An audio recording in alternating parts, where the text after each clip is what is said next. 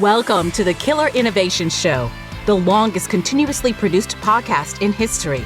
Each week, Phil McKinney brings you the insights and strategies to amplify your creativity and innovation skills. Here's your host, Phil McKinney. Hello and welcome. I'm Phil McKinney. This week, we are reaching deep into the archive and bringing you one of our most downloaded shows. Enjoy.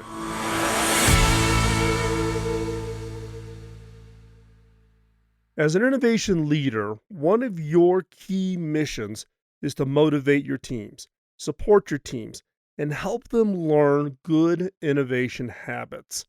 Now, this does not occur just in big events, big sessions, all hands meetings, team meetings. This process of actually encouraging good innovation habits needs to occur in each and every moment, each and every interaction you have with your team.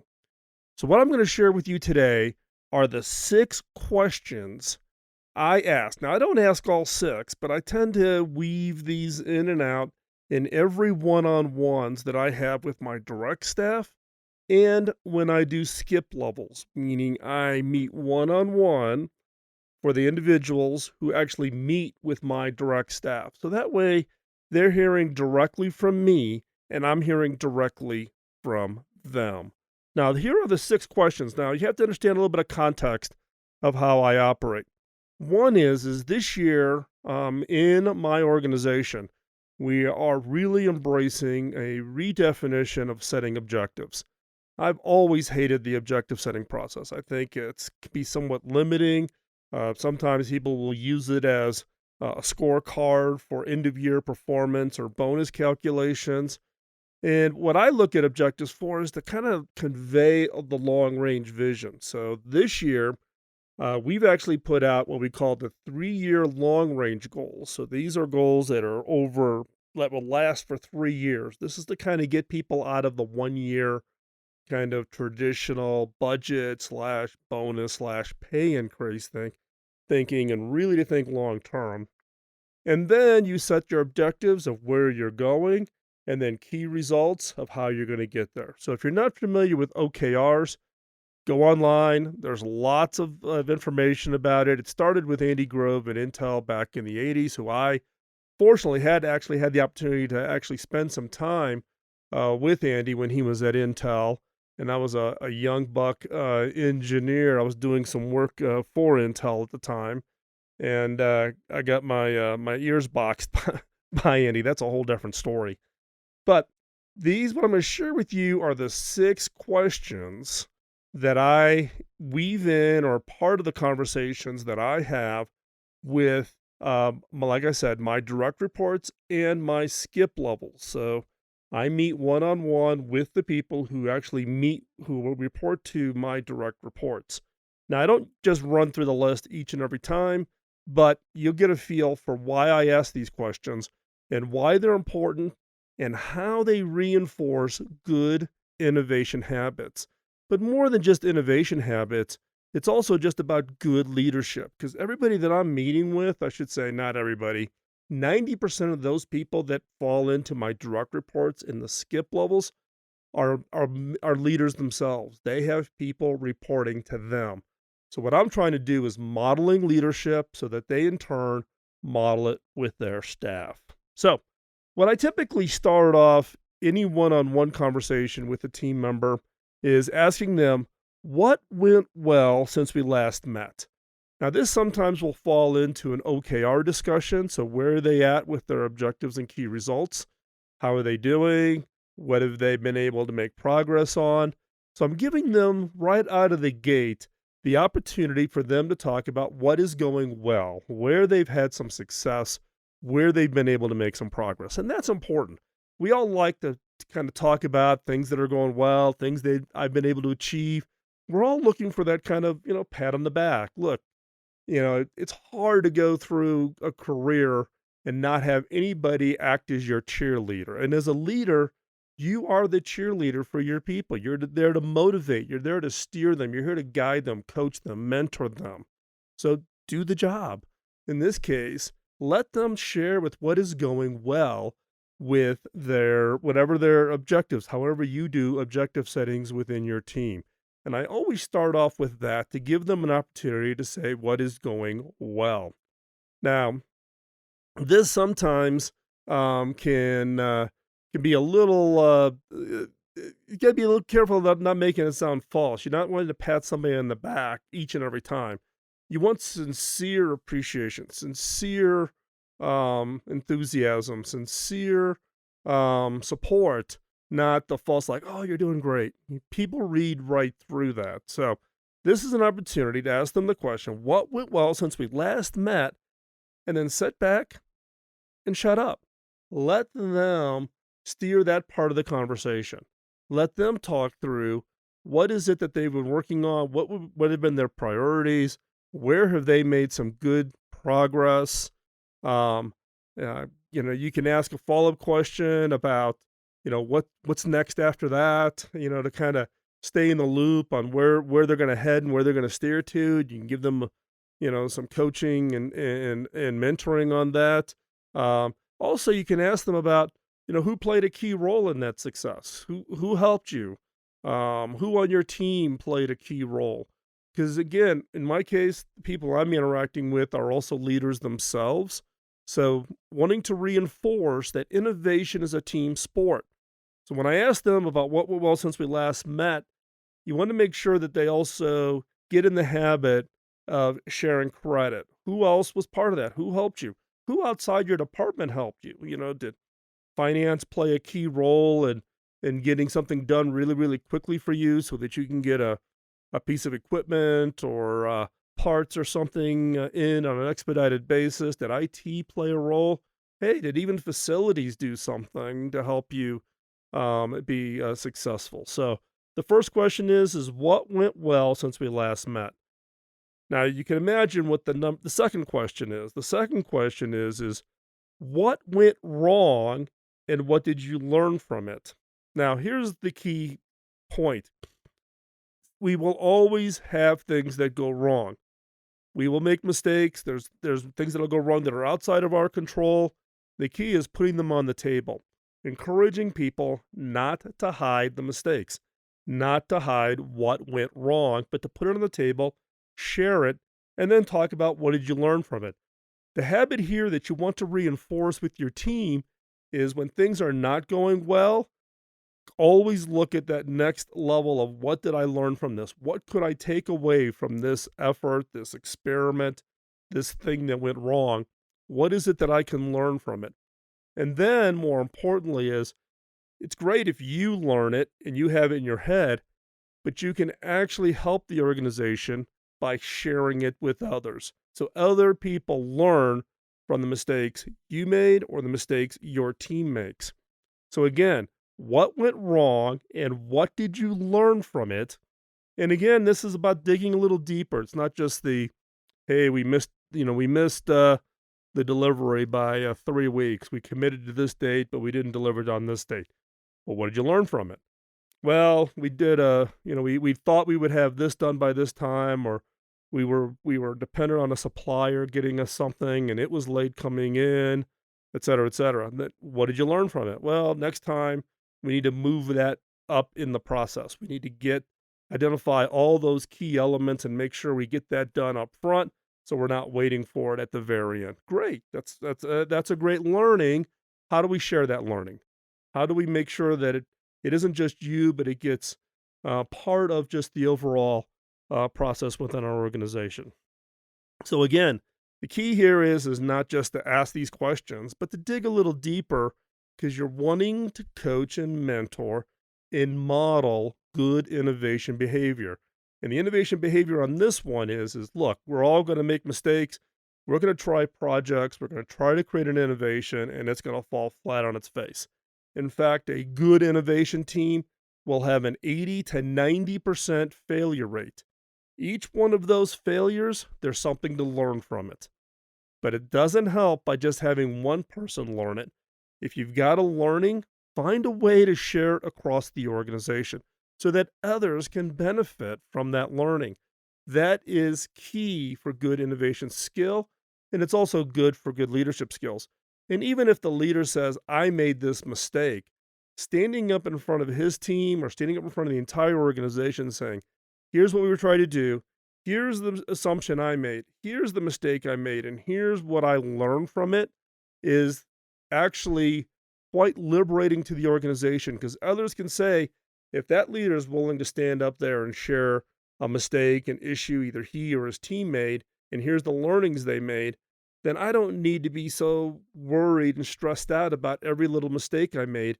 This is an organization that supports experimentation, supports people trying things, and it's actually rewarded by the fact of you get to be part of the leadership in helping the organization learn and become better at being a high impact innovation organization. As a leader within your organization, the key is to model good habits, good innovation habits. We've covered the first two questions. We've got four more to go. The next one is one that I particularly find interesting from the standpoint of giving people permission to go fix things. So, what's question number 3? What did you find that was broken or could be improved? And what did you do to fix it or improve it? I'm going to give you that question again. What did you find that was broken or could be improved? And what did you do to fix it or improve it? The point here is there's lots of people in your organization who can go around and probably figure out and point at things that are wrong, right? What you want to do is encourage people to actually not only see things that could be improved, but actually improve it. Actually do something about it. It's not somebody else's job. We're all in this team together. If you see it, fix it.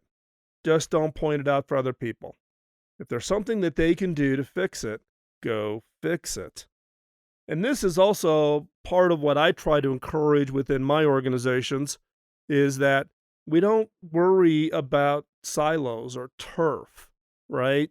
It is not about, well, that's not my job. That's their job. I'm focused on here, but they should be fixing that and they're not doing their job. Nope. You see it, you fix it. And that includes everything from the innovation processes or some activity around an innovation project. If you see something going wrong and you can help and you can fix it, go fix it. In my organization, we we prepare a big set of demos around what we call our innovation funnel. And I want to give you an example of just a phenomenal amount of teamwork, something that I am incredibly proud of for my organization. There was a team working on an innovation project that was running into some technical challenges. Their demo wasn't coming together. The timeline was coming up due. We had a big event. They were supposed to be showing off this very impressive demo, and they were just running into some issues. I happened just to walk down into their lab to see how it was going, what it was going to do. It's not in my area of expertise, so there wasn't a lot of value that I could add to finding the solution. But when I walked in, there was actually people from all over the organization, all contributing their bits and pieces of expertise to do whatever they could do to help that team achieve that their objective of having their demo ready. People with all kinds of test equipment and software engineers helping looking at code to people who deal in wireless technologies. I was just blown away, and it made me incredibly proud of the teamwork that was exhibited. This is what you need in a high impact innovation organization. So the question again is what did you find that was broken or could be improved? And what did you do to fix it or improve it? You want to encourage your individual contributors and your leaders to not just sit back and say, "Oh, they've got a problem over there. See, they've got a problem." If you can help, you can fix it, you can improve it. It's in everybody's job function to go help and go improve. And it breaks down the silos within organizations. And for me, silos are the number one angst for me and for preventing innovation success. And then this also kind of feeds into the next question. Question number 4, what did you do to help create a motivating environment? And then that's our kind of a follow-on question to that is, who did you catch doing something right? So, what did you do to help create a motivating environment? And who did you catch doing something right? So the motivating environment is encouragement, um, you know, pats on the back, recognition. Um, we in my organization we do cards and gift cards, right? So if somebody from a completely different part of the organization helped your team out and do something, you could submit them for recognition, and they get a gift. They get a American Express, Visa, Mastercard gift card that they can go take their family out to dinner as a kind of a recognition. How do you create a motivating environment? If someone stops you in the hall and pitching you an innovation idea, how are you reacting? What's your facial expression? Do you have your arms folded across your chest, or do you lean in to give them a feeling that you're really engaged, you're listening? Do you smile? Do you give them a sense of encouragement, or do you walk away saying, "Ah, we've already tried that," right? How do you create a motivating environment? And then as a leader, who who did you catch doing something right? Right? So they exhibited a good habit. Somebody on a team actually crossed over into the silos and helped someone with their innovation project, with their demo, and that made that demo a success. You caught somebody doing the right thing. What did you do? Did you go up and thank them? Did you go up and recognize it? Did you go up um, and encourage them? What did you do? So, who or what did you do to help create a motivating environment? And who do you catch doing something right? And the best way to motivate is when you find someone doing something right, reinforce it. Make a public recognition so everybody sees that what they did is the actions that you're looking for within your team and within your organization. So, part of creating that motivating environment is to find people doing the right thing and make a public recognition to say, hey, Joe, you did the right thing. I really appreciate that. That's a great example of teamwork. And that project became even more successful because of your contribution. Thank you. And by doing that in a public forum, people go, ah, that's what I need to do to get good recognition and get good reward for doing the right thing. It helps point out to others the habits and activities, good innovation habits that you want your entire organization to do. Now, some of this may sound pretty logical. If you've been a leader for a long time, you might say, "Oh, I know this," right? Trust me. I've been a leader for a long time. I've been a senior executive of a public company since 1996. Um, but you tend to forget, right? These are just good reminders, and these are things that you don't stop. You just don't do it and think, okay, I got my team kind of on track. I don't have to do this anymore. You need to do this every time, every one on one going forward, because it's really easy for you as a leader to step back and slide out of the habit. And then it's just as easy for your team members to slide back and fall back into old habits. These are things and reinforcements that just need to happen over and over and over again. So far, we've covered 4 of the 6 questions. We're talking about the 6 questions great leaders ask their employees. We've covered the first 4. What's number 5? Number 5 is, what roadblocks are you facing that I could help clear for you and your team? What roadblocks are you facing that I could help clear for you and your team? This reinforces the role of what a leader is. I jokingly sometimes will remind leaders that their job is to be the BS filter. Their job is to keep the BS away from their teams so that their teams can be productive. Right? So, albeit I may be a CEO, but my job is to try to keep my teams shielded away from all of the outside BS going on so that they can stay heads down and focus on what it is important. And that is, for us, since we are an R&D and innovation lab, it's about people working on the next great idea. So for the roadblocks, it could be anything. It could be something as simple as getting something approved through purchasing. It could be getting a piece of equipment or getting approval for something completely differently. Now, many cases, after I've asked this question a few times, most people will stop asking, right? Because they feel like sounds a little silly. This is something pretty minor. I try to reinforce with them that anything that I can do to help, given, in many cases within my organization, my technical skills are not a value add to the work that they're doing. I've got, unbelievably brilliant people on my teams, and they are doing absolutely amazing deep science, deep technology innovation work. And the best thing that I can do is to stay the heck out of the way and keep everything else away from them. So I have to constantly remind them that it doesn't matter how small or how minor. If they can take care of it themselves, then they should take care of it. What I'm looking for are the things that they've tried to take care of, they can't get taken care of, or something that just is a repeated thing. I remember I met with a gentleman who's still with us, who was relatively a new hire at the time, and we're just chatting with him in the hallway and asking his thoughts on what he liked about the organization and the company. And he laughed. And keep in mind, this individual came from a government. He worked for the government and came to us.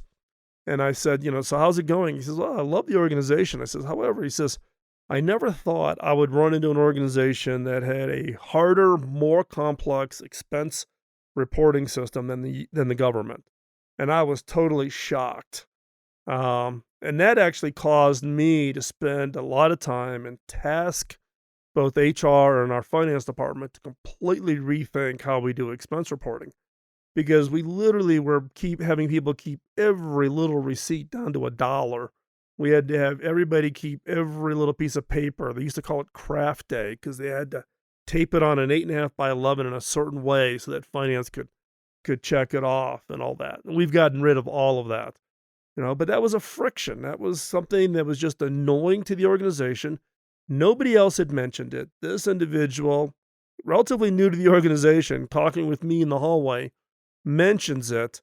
And those are the things as leaders we need to take. That's BS. That's the BS filter. Get rid of that stuff because it's just friction in the organization.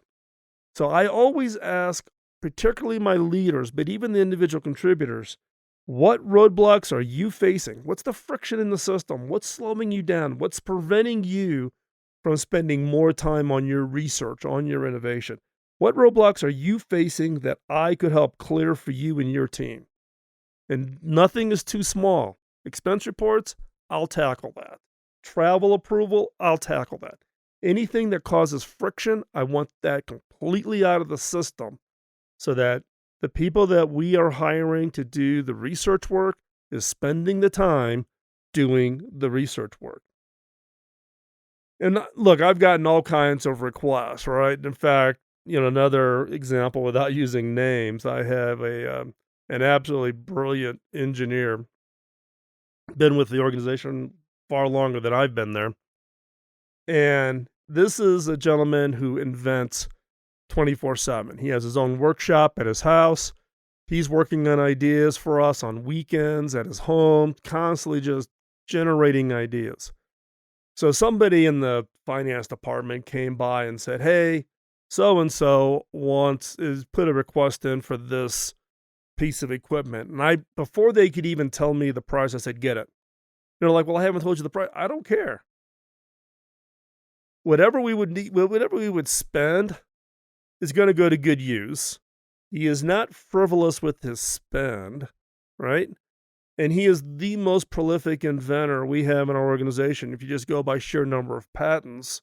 So if he wants it, get it. And in fact, short of it being something like really extreme, if he requests something, just do it. We don't need to go through the approval process of having to have me sign off on every stinking PO, right? It's that tone that I'm trying to create within the organization of just use common sense and keep the ball rolling and don't let sand get in the gears to slow us down. The pace of innovation is accelerating. It is not slowing down.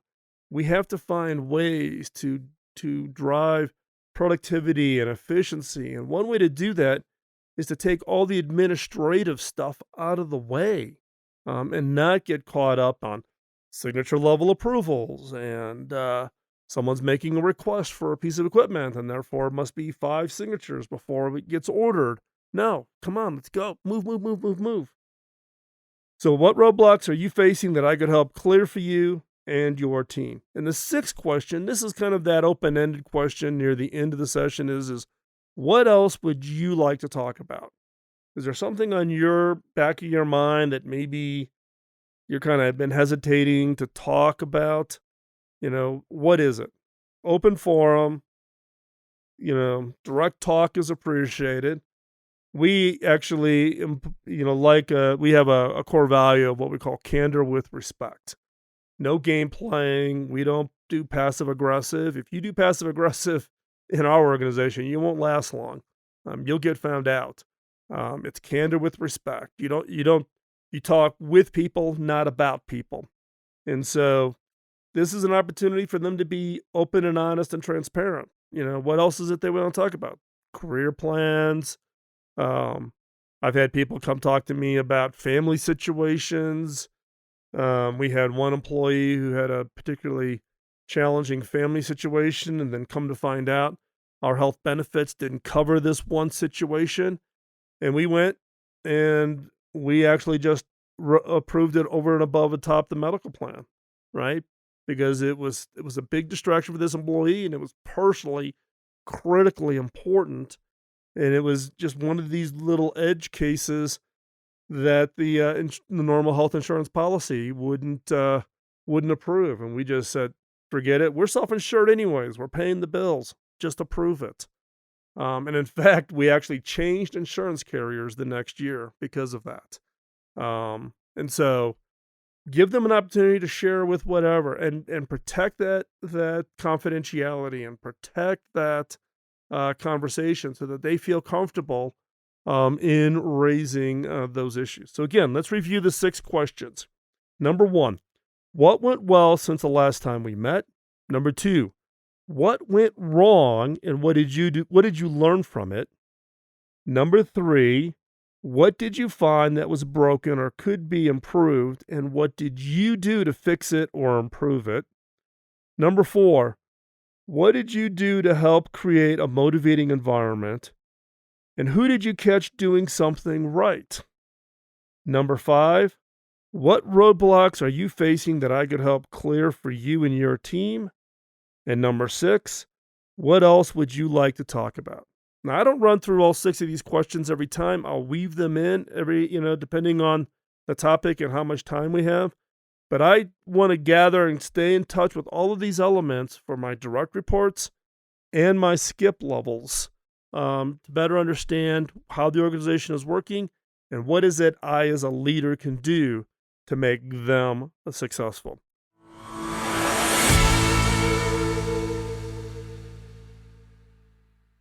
Thanks for the time out of your busy schedule today to join us here on the show.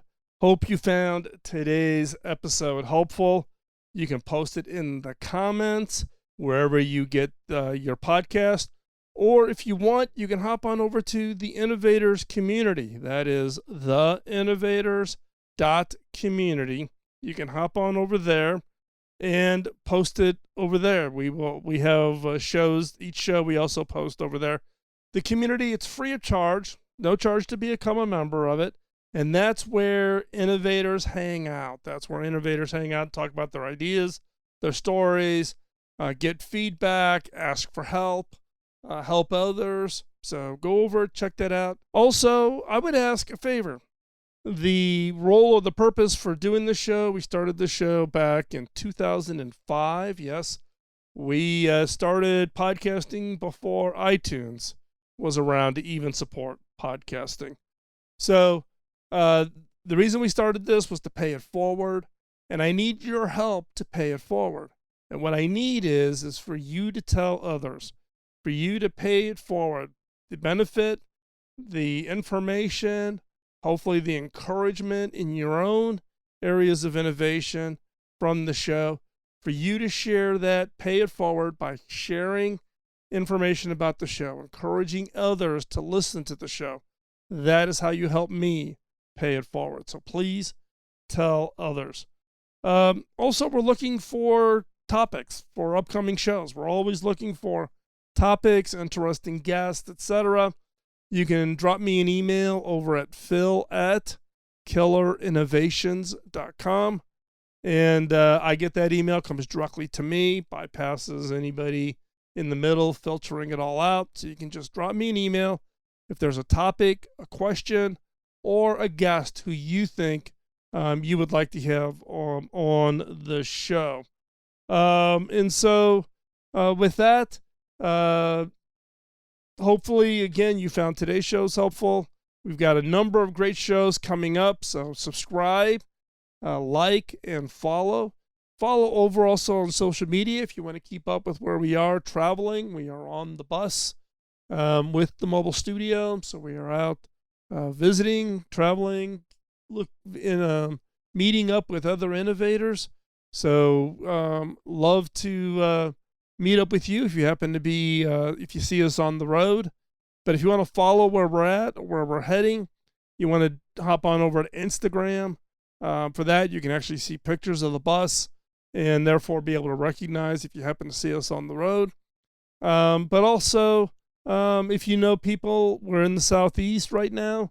So if you know of innovators, people that have got interesting stories, would love to hear about that. So follow us on social media. Again, LinkedIn, Instagram, and the Innovators Community being the three that I am most active on. So with that, thanks for listening. We'll be back next week with another episode, and we'll talk to you then. Bye-bye. Podcasting nonstop since 2005, this has been the Killer Innovation Show on the Innovators Network.